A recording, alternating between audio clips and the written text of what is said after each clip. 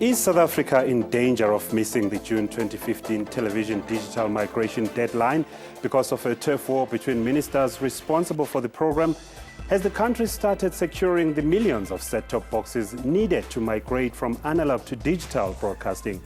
Who are the manufacturers of these set-top boxes? Can this be a corrupt-free process as it involves tens of billions of rand?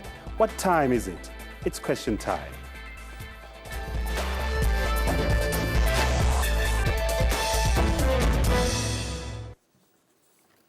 Hello and welcome to the program. My name is Bonge Kwala. Standing in for Mpotsedu today, South Africa's digital program could be thrown into complete disarray just 8 months before the June 2015 deadline.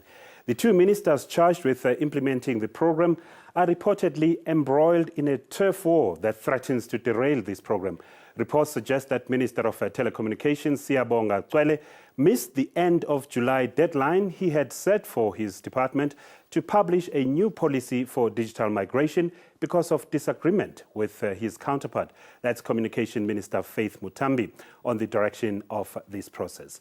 The ANC has also weighed in on the matter, expressing its concern. How is South Africa likely to be affected should it miss the deadline to migrate?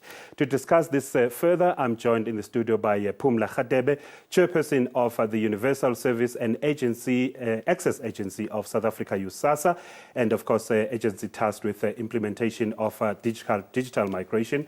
I'm also joined by Dobek Pata, a telecom specialist from Africa Analysis. To both of you, thank you very much for joining us. Thank you very much. Good day to you.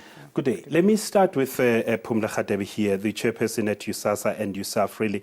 Let's start by understanding the process of digital migration. You are charged with this process as an agency of government. What is it all about? Thanks a lot for the opportunity. Let me start by clarifying the fact that there is a number of role players.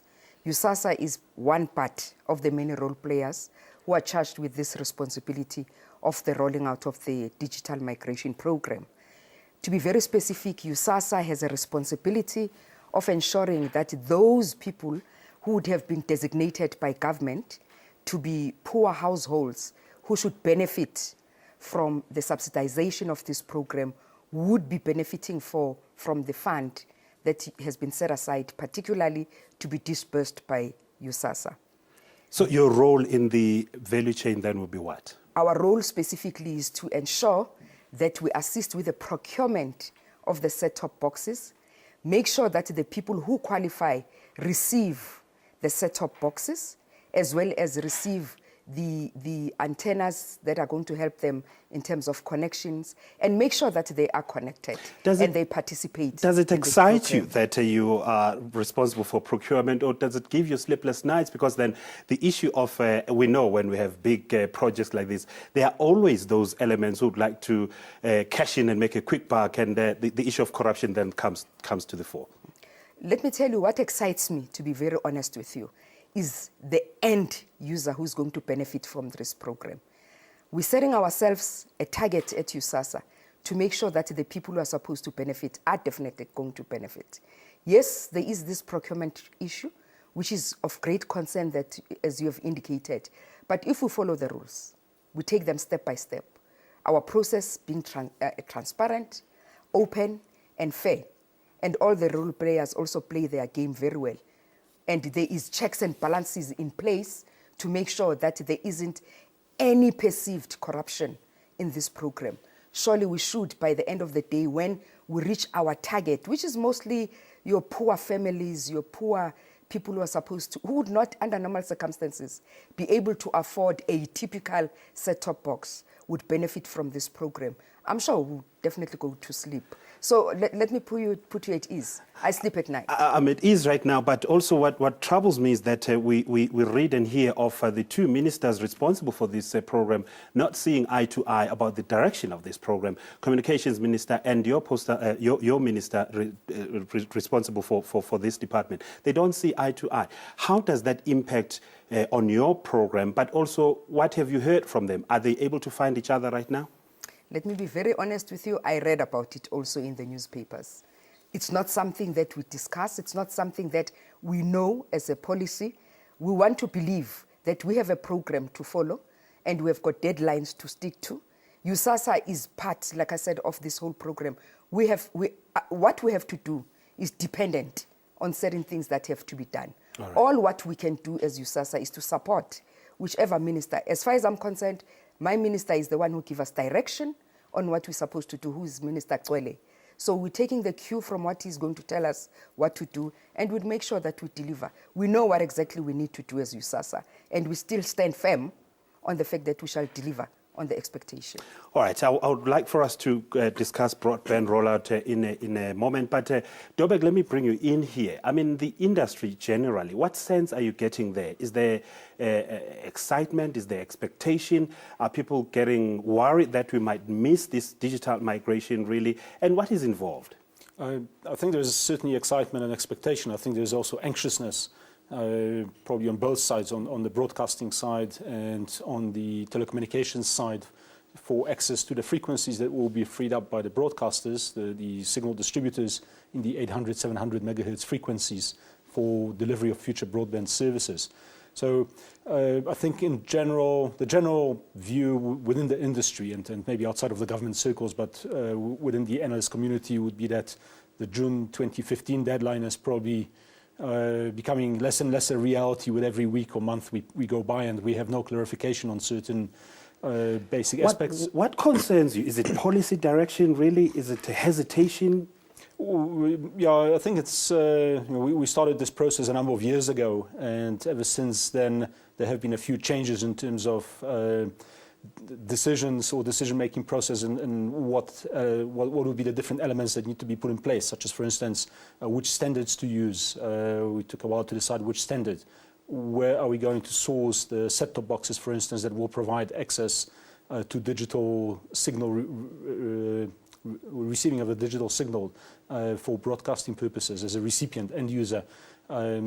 We would like to manufacture them locally in South Africa, and we have started moving in that direction.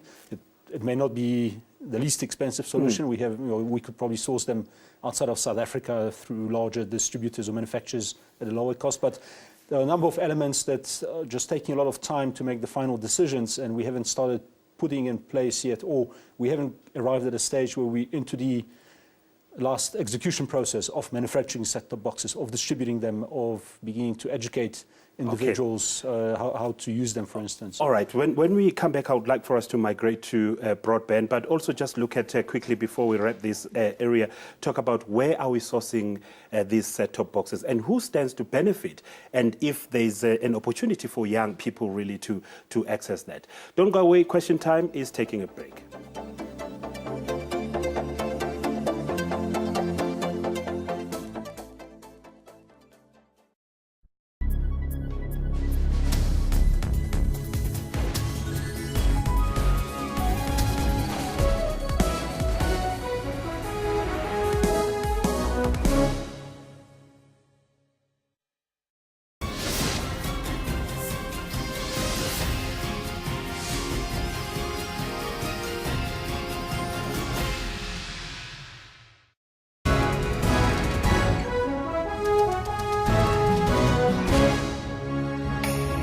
Guinea is reopening an Ebola clinic in its remote southeast in an effort to prevent sick nationals seeking better treatment elsewhere. The new labor law also seeks to clamp down on violent strikes by holding a trade union liable for violence committed by its members during a strike. The new canal is set to boost annual revenues to about $13 billion by 2023. It's part of a larger project to expand port and shipping facilities around the canal. This is Vigigas's fourth victory on the PGA Tour. That's all the weather that I have for you for now. Stay tuned. For all your business news, catch news at 1 every day. Be informed.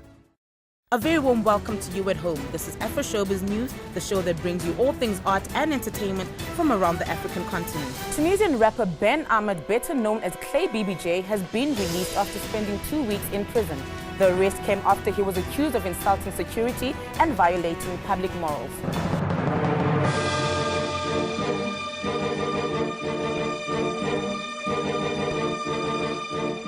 The songs sung by the artists criticized the current situation in Tunisia. That's Afro Showbiz. Catch us every Saturday evening at 7:30. Zoom into Africa. This is Mali. The president is Mr. Ibrahim Boubacar Keita. Mali got independent from France on 20 June in 1960. The population is more than 16 million people. One of Mali's major languages spoken is Arabic. Monetary unit is CFA.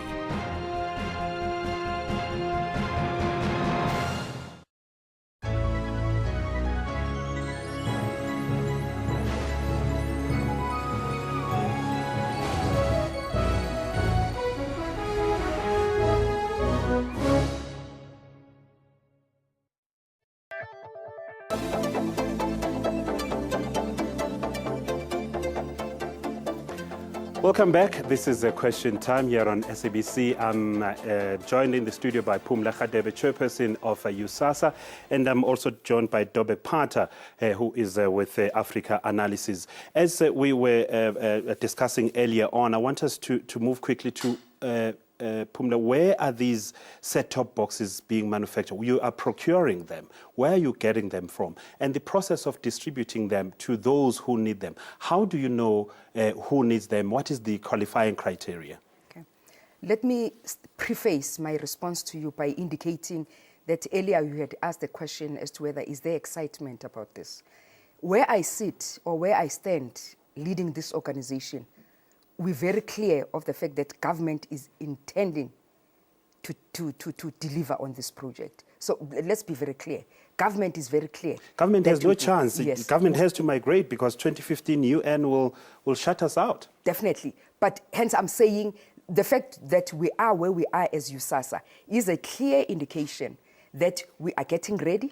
We are doing all we can to make sure that we deliver on this program of government that we have to do. Having said that then, USASA being charged with the responsibility of ensuring that the people who are supposed to get set-top boxes will receive them. We have a qualifying criteria that has been developed, that was previously advertised and gazetted as was supposed to be. It had to be brought back just to tweak here and there to make sure that the people who are supposed to benefit are supposed to benefit. We have got a number of millions of communities within South Africa that have to benefit. Our statistics are very clear. In the different areas, we know exactly how many people in Gauteng are supposed to qualify. In KZN, in the different provinces, we know. And we even know to an extent of in which areas these people are located currently. If we miss numbers, it would be 1,000 here or a few hundred here and there. But broadly, how many people are we talking about? There was a time when we were talking of about 5.5 million households which have to benefit from here. Benefit means what? Getting set-top boxes for free or discounted or subsidized? This is what we're finalizing to clear right now. Very soon you'll be seeing in the government gazette what finally government is decided upon. Because we're also looking at it from an angle of affordability, linking it to take up of the program. If, for instance, proposals on the table that have been previously accepted would be people who earn between 0 and 1.5 rands would be given a certain percentage, 66%. And the question being asked would be, a Mamkize in a rural area who earns pension, which is about 1,002, what would they choose? Would they rather choose a set-top box or feeding their families? So this is what government is just finally trying to get to grips with and finally come in. There might come a time when there would be families which would be 100% subsidized. So the role that USASA has is to finalize this criteria, which would be approved by our minister and cabinet, and people would begin then to see whether they qualify or not. A certain category of people, obviously, would have to pay a certain amount of money for this. So all right. Dobek, let me bring you in here because it's a must for South Africa, not only South Africa, the rest of the world to migrate. Some of the countries in Africa are way ahead of us. I was reading Rwanda also is one of the countries that is doing greatly in terms of that. And I'm bringing the element of broadband right now. We are struggling in South Africa. We have so many drop calls. Internet, you cannot even get internet in some areas. Is the industry really looking at this? And what is the industry saying about this? We have to migrate. We have these challenges. Most definitely. The government has developed a broadband policy which was published towards the end of last year. And the broadband policy has certain benchmarks, certain let's say, milestones between now and 2030. By 2020, we want to have all the schools covered, for instance, just about all the households with minimum throughput of 5 megabits per second. By 2030, we want to have everyone in South Africa being able to access the internet at a certain speed, which is true broadband speed, let's say. Now, in order to achieve that, and particularly both in urban and rural areas and peri-urban areas, but particularly when it comes to rural areas, we do need access to the 800 and 700 megahertz spectrum, which is now, to a large extent, being occupied by the broadcasters. Now, Centec has indicated they're ready to migrate the signal to digital to free up those spectrum frequencies.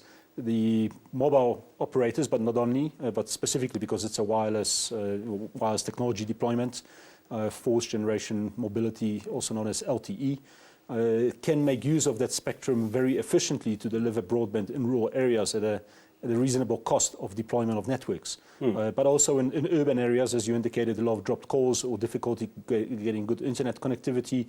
Those frequencies are very important to decongest the urban environment when it comes to high throughput mobile broadband connectivity. Pumla, as you can see here, the visuals, we are looking at rural connectivity there. You're also charged with that, rolling out broadband.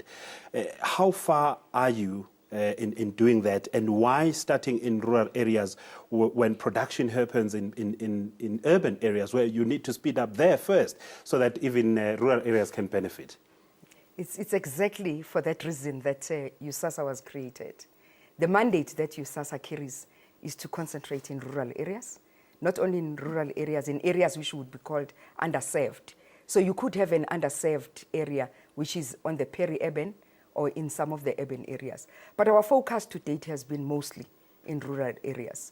So the fund that we have is meant to partner up with your service providers that we currently have to ensure that we increase the backbone that we have in the rural areas, to ensure that it is increased, as the panelist has said here, so that people could benefit as much as they can. But rural areas, you're talking broad, you know, in terms of geography and in terms of land.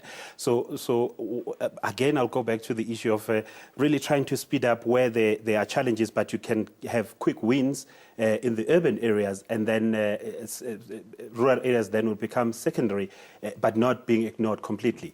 I'm just looking at the strategy that you're implementing here. Why is that?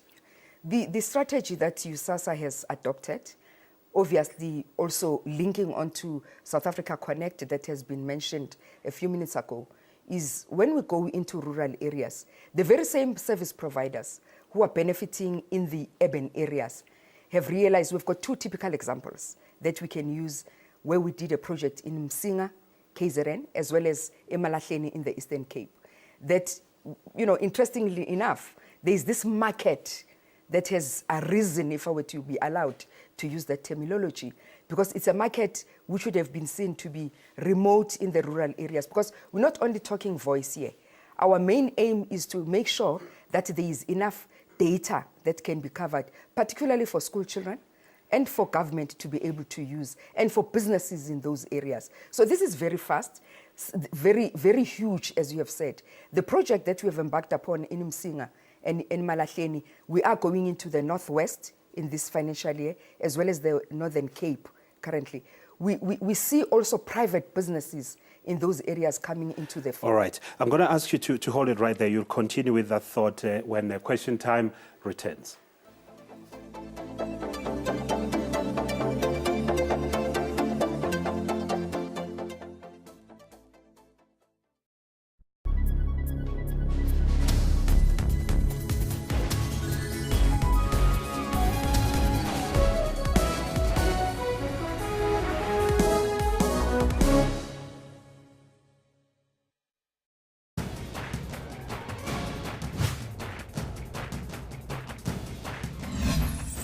South Africans survived 2014. Many of us actually were given bursaries by state-owned enterprises, but the state shrunk, telecom was privatized, and now you are sitting with huge unemployed people, but huge backlogs in terms of infrastructure that could develop the same young people. It's in our hands, and our future is up to us. It's a tough year and tough decisions will have to be made by the government. It's an election year, which makes it difficult to make tough decisions. I mean, it's tough to make tough decisions. It's especially tough in an election year. That's Rights and Recourse, Sundays 2 p.m. on SABC News.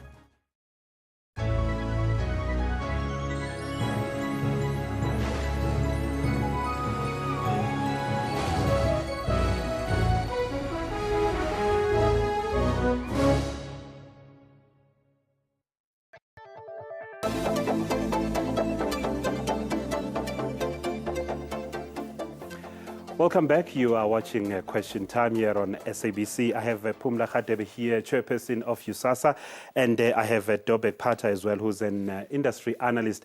Dobek, let me come back to you. You heard Ms. Khadebe here saying that the focus of USASA is rural areas. Is there an appetite for the industry really to invest in rural areas?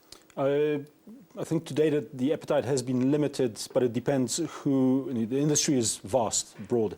It has broad spectrum, let's say, from large players such as Vodacom, MTN, Cell C, Telkom, for instance, even Neotel has preferred more urban areas.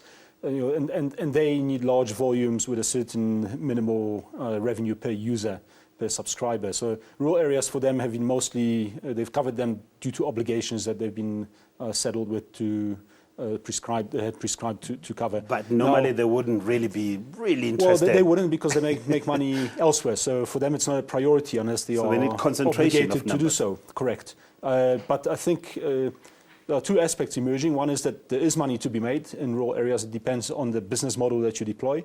So, for instance, it could be for a single operator, there could be sufficient revenue to be made to encourage investment and entice investment.